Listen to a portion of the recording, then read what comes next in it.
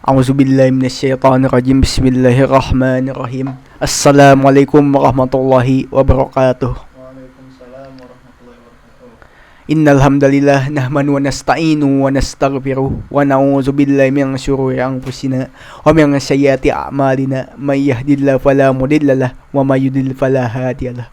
Asyhadu an la ilaha illallah wahdahu la syarikalah wa asyhadu anna Muhammadan abduhu wa rasuluhu la nabiyya ba'dah. Nawaitu ta'alluma wa ta'lima wa tazakkura wa tazkira wa naf'a wa intifa'a wal ifadatu istifadata wal hasal tamassuki bi kitabillahi wa sunnati rasulih wad du'a ilal huda wad dalalata 'alal khairi ibtigha wajhillahi wa mardatihi wa thawabi wa qurbihi subhanahu wa ta'ala. Subhanaka la ilma lana illa ma 'allamtana innaka antal alimul hakim. Rabbi shrah lana sudurana wa yassir lana umurana wahlul 'uqdatam min alsinatina yafqahu aqwalana. Jadi pada malam kali ini kita akan belajar bersama-sama dan mengkaji bersama-sama tentang apa atau tema yang telah diberikan oleh Mas Asep sendiri, yaitu adab dan akhlak dalam Islam atau peranan adab dan akhlak dalam agama kita, yaitu Islam. Adab dan Islam merupakan adab dan akhlak dalam Islam merupakan prinsip hidup yang mendalam yang harus diperhatikan serta dipraktekkan oleh umat Islam, karena keduanya dapat membantu kita untuk menjalankan syariat-syariat agama Islam dengan benar. Lantas, apa sih perbedaannya? Perbedaannya adab sama akhlak. Masih banyak yang salah paham nih perbedaannya adab sama akhlak. Ternyata adab sama akhlak tuh beda. Akhlak tuh dari kata khalaqa yakhluqu. Khalaqa yakhluqu yang artinya pencipta, menciptakan. Khaliq, pencipta, yaitu Allah Subhanahu wa taala. Dan kita manusia disebutnya makhluk, yaitu orang atau sesuatu benda yang diciptakannya. Nah, akhlak itu jamak dari kata khalaqa, yang artinya sikap yang ada di dalam diri kita. Akhlak ini bisa terbagi menjadi dua macam. Ada akhlak yang baik, akhlak terpuji, yang bisa kita sebut akhlakul karimah, serta akhlak tercela yang biasa kita sebut akhlakul mazmumah atau akhlak yang kurang baik. Nah, adab itu apa? Adab dalam KBBI atau Kamus Besar Bahasa Indonesia artinya perilaku, akhlak, etika, dan moral. Nah, adab sendiri ternyata merupakan kata serapan dari bahasa Arab, yaitu dari kalimat atau kata adaba yu'adibu ta'dib, yang artinya pendidikan atau pendidikan agama dan moral. Nah, jadi adab ini merupakan cabang dari apa? Dari akhlak yang terpuji. Jadi adab tuh udah yang terpuji aja. Adab tuh pasti baik, yang namanya adab pasti baik. Cabangnya dari akhlakul karimah. Nah, contoh adab sendiri bisa kita adab terhadap orang tua, adab kepada Allah, adab kepada teman. Atau contoh kita dalam kehidupan sehari-hari, misal kita bertemu dengan guru atau dosen baik di sekolah ataupun kampus, kita memberikan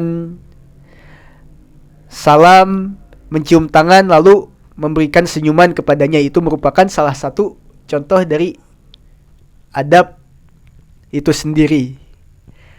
Nah, bedanya di mana adab dan akhlak? Jadi adab dan akhlak ini saling berkesinambungan. Kan tadi adab itu merupakan salah satu bagian dari akhlak. Jadi yang namanya adab udah pasti akhlak juga. Tapi yang namanya akhlak kan ada akhlakul mazmumah. Itu gak bisa disebut adab. Jadi adab tuh didapatnya dari mana? Adab itu sikap pendidikan moral atau sikap moral yang didapat dari pembelajaran. Makanya ada peradaban Islam, peradaban Yunani, peradaban Arab, peradaban Turki, peradaban Eropa. Didapatnya dari mana? Dari belajar itu sendiri. Makanya ada dalil asyarafu bil adabi, atau ada istilah Arabnya asyarafu bil adabi. Kemuliaan seseorang itu didapatkan dari adabnya. Maka kedudukan adab dan akhlak ini sangat penting dalam agama kita. Contoh lain, misal saya memberikan hadiah kepada teman saya. Nah, si teman saya ini misal mengucapkan terima kasih. Maka itu salah satu dari contoh adab itu sendiri. Nah, akhlaknya di mana? Jika teman saya ini melakukannya dengan hati, maka disebutnya akhlak. Akhlak itu dari dalam hati kita itu sendiri. Makanya dalam Al-Quran itu ada ayat yang artinya, barang siapa yang paling mulia di sisiku ialah orang yang paling bertakwa. Betul. Yang paling bertakwa itu sendiri. Ya, bertakwa itu salah satunya gimana? Gak cuman beribadah aja, tapi berakhlak serta beradab juga. Tadi akhlak tuh dari mana? Dari hati kita. Hati yang baik itu dari mana? Dari ibadah yang baik. Contohnya seperti kita melaksanakan sholat. Dalam Al-Quran juga ada inna sholata tanha anil fahsya iwal munkar.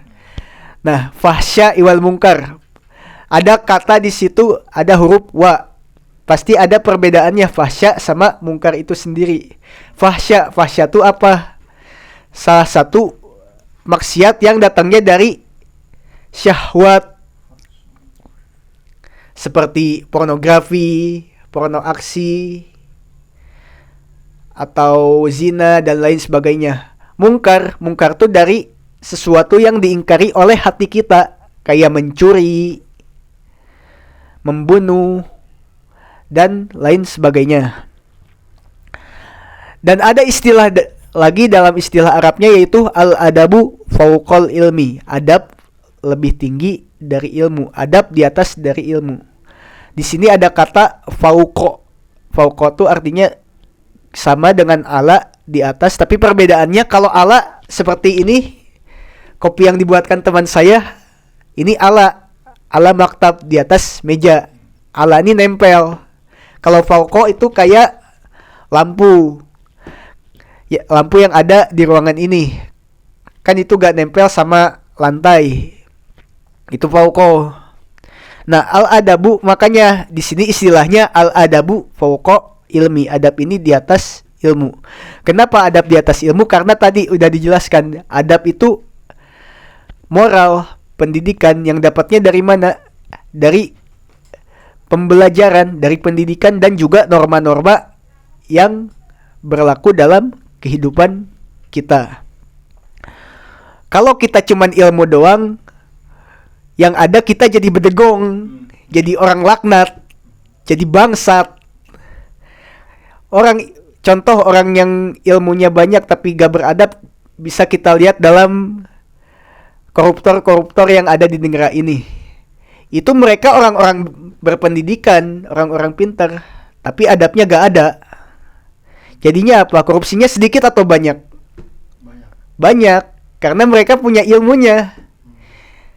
Contoh lagi, iblis. Iblis ini lebih pintar dari manusia, lebih pintar dari Nabi Adam. Tetapi kenapa dia diusir dari surga? Karena dia membangkang, melawan perintah Tuhannya, tidak beradab atau takabur. Makanya bahkan dalam Islam sendiri